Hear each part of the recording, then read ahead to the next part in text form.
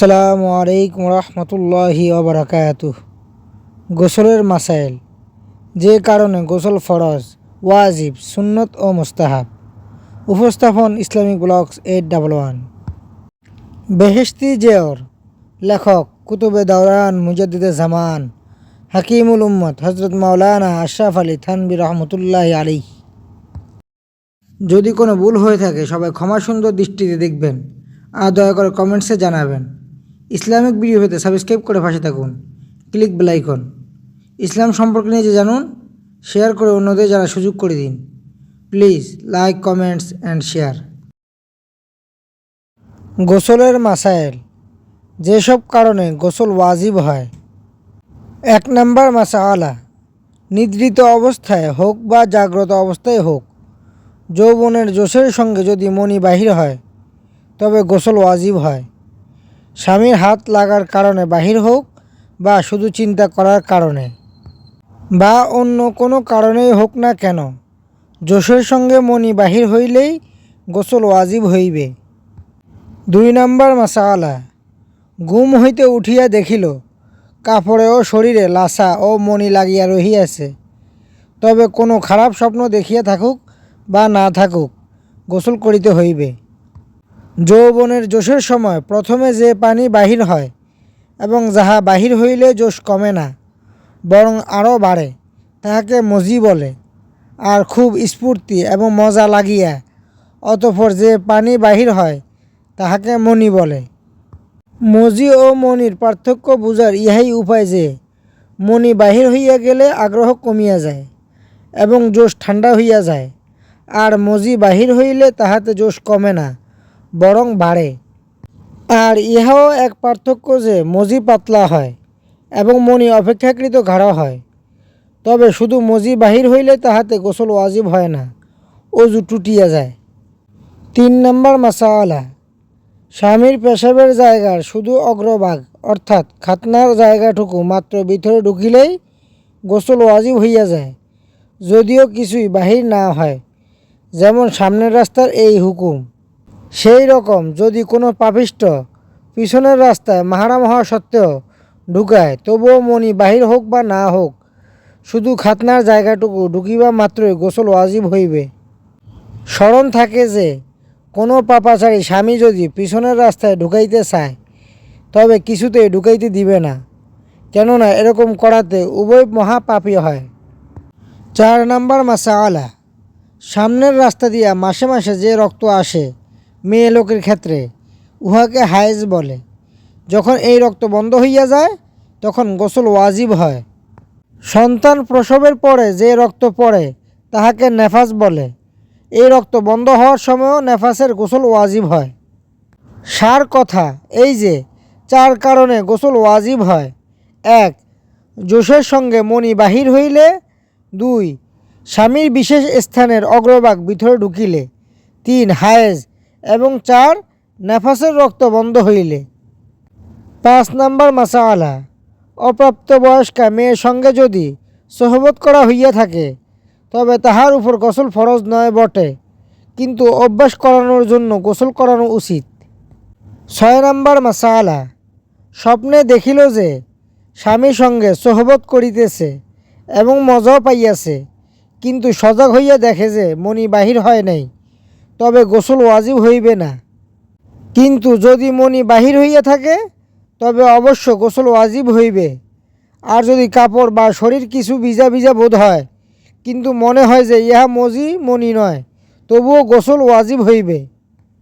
7 নম্বর মাসআলা, সামান্য কিছু মনি বাহির হইয়াছে আর গোসল করিয়া ফেলিয়াছে, গোসল করার পর আবার মনি বাহির হইয়াছে, তবে আবার গোসল করিতে হইবে।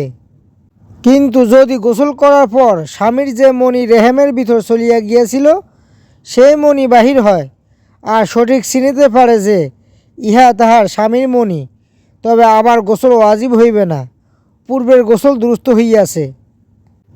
8 নম্বর মাসআলা, কোনো কারণে হয়তো মনি বাহির হয় কিন্তু জোশ এবং খায়েশ মাত্রও থাকে না, তবে গোসল ওয়াজিব হইবে না, কিন্তু অজু টুটিয়া যাইবে। 9 নম্বর মাসআলা, স্বামী স্ত্রী একত্রে শুইয়াছিল, সজাগ হইয়া বিছানায় মণি দেখিতে পাইল, অথচ কাহারও মনে নাই যে স্বপ্নে কিছু দেখিয়াছে কি না। তবে উভয়ের গোসল করিতে হইবে, কেননা তাহাদের জানা নাই যে ইহা কাহার মণি। 10 নম্বর মাসআলা, বিধর্মী মুসলমান হইলে তাহার গোসল করা মুস্তাহাব। 11 নম্বর মাসআলা, মুর্দাকে গোসল করাইয়া গোসল করা মুস্তাহাব। 12 নম্বর মাসআলা, গোসলের হাজত হওয়ার পর গোসলের পূর্বেই যদি কিছু খাইতে চায় তবে হাত মুখ ধুইয়া এবং কুলি করিয়া পরে খাইবে। আর যদি কেহ এরকম না করিয়া খায় তবে গুনাহগার হইবে না। 13 নম্বর মাসআলা, যাহার গোসলের হাজত হইয়াছে তাহার জন্য কোরআন শরীফ ছোঁয়া বা পড়া এবং মসজিদে ঢোকা নিষিদ্ধ, কিন্তু আল্লাহ নাম লওয়া, কালেমা পড়া, দুরূদ শরীফ পড়া জায়েজ। 14 নম্বর মাসআলা, বিনা অজু এবং বিনা গোসলে কোরআনের তাফসির ছোঁয়া মাকরুহ, আর তর্জমাওয়ালা কোরআন শরীফ ছোঁয়া বিলকুল হারাম।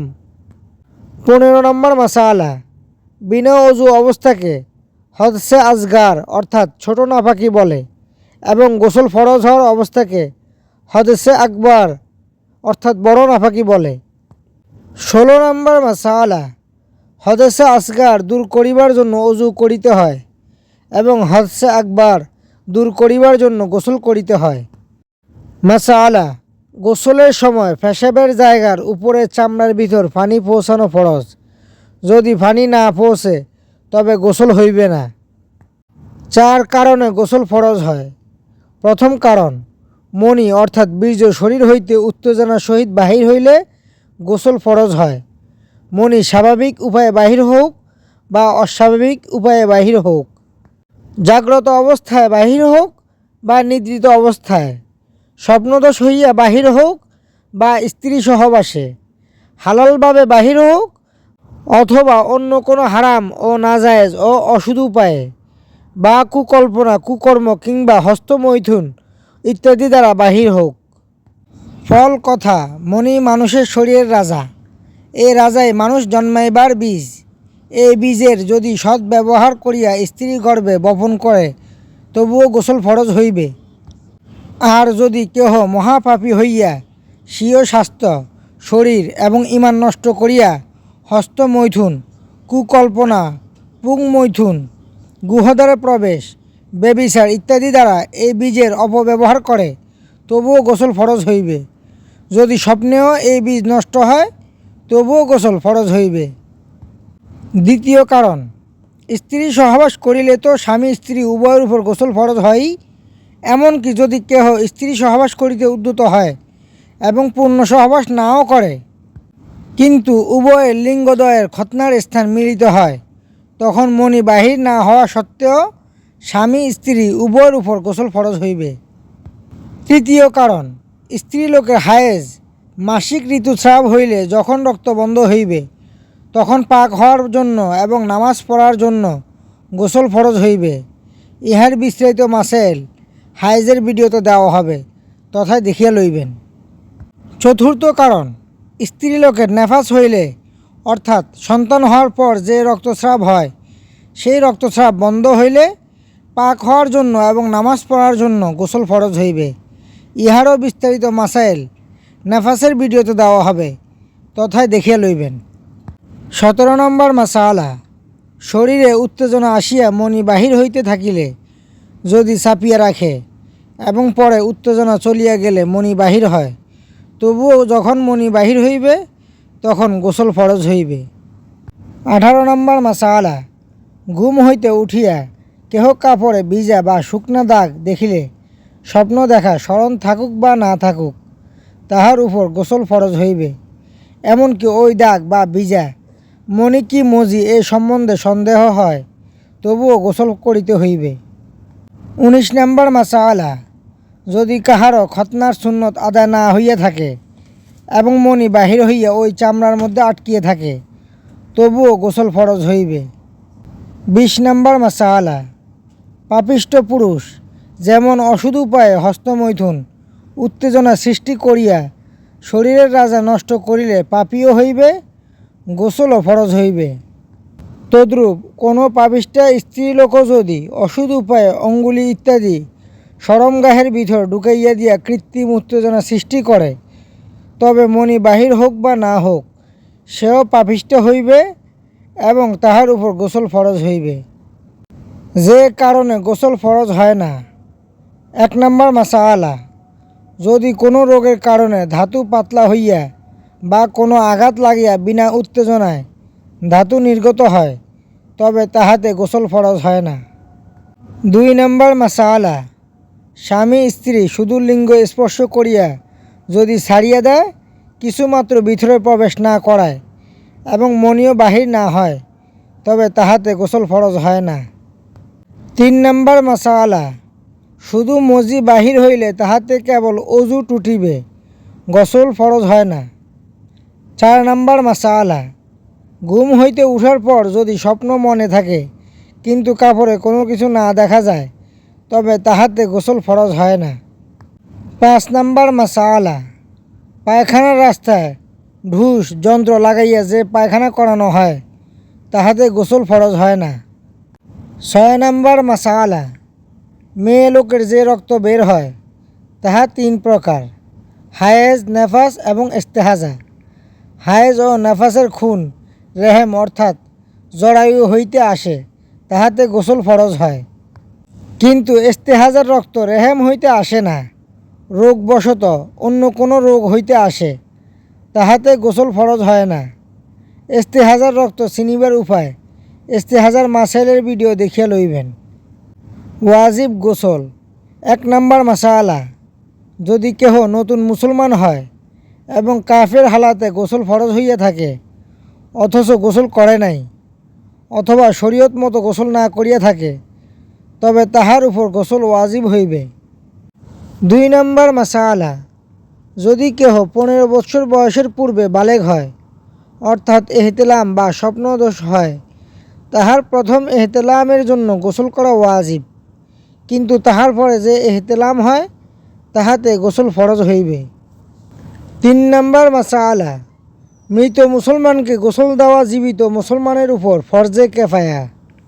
সুন্নত গোসল: 1 জুমার নামাজের জন্য, 2 ঈদের নামাজের জন্য, 3 হজ অথবা উমরার এহরাম বাঁধার জন্য, 4 আরাফার ময়দানে হজ করিবার জন্য গোসল করা সুন্নত।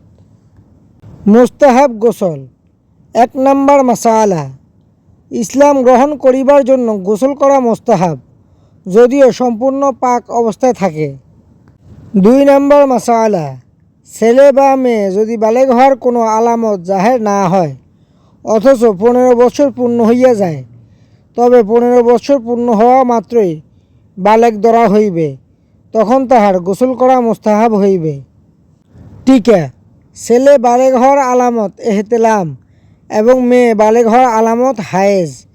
বালেগ হওয়ার পরেই শরীয়তের সমস্ত হুকুম বর্তিবে। আর যেখানে এই আলামত না পাওয়া যাইবে, সেখানে 15 বছর পূর্ণ হইলে আর আলামতের অপেক্ষা করা যাইবে না।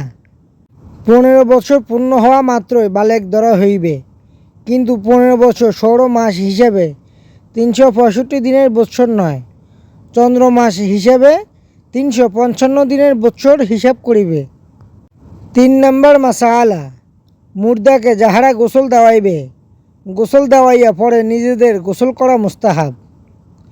4 নম্বর মাসআলা, শবে বরাতে এবং 5 শবে কদরের রাত্রে গোসল করা।